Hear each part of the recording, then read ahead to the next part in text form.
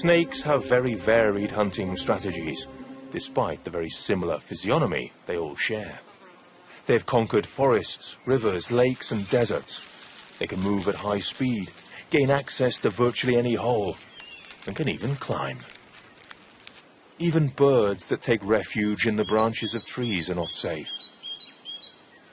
It's powerless to act when the snake climbs the tree trunk towards its nest, which the parent bird thought was inaccessible.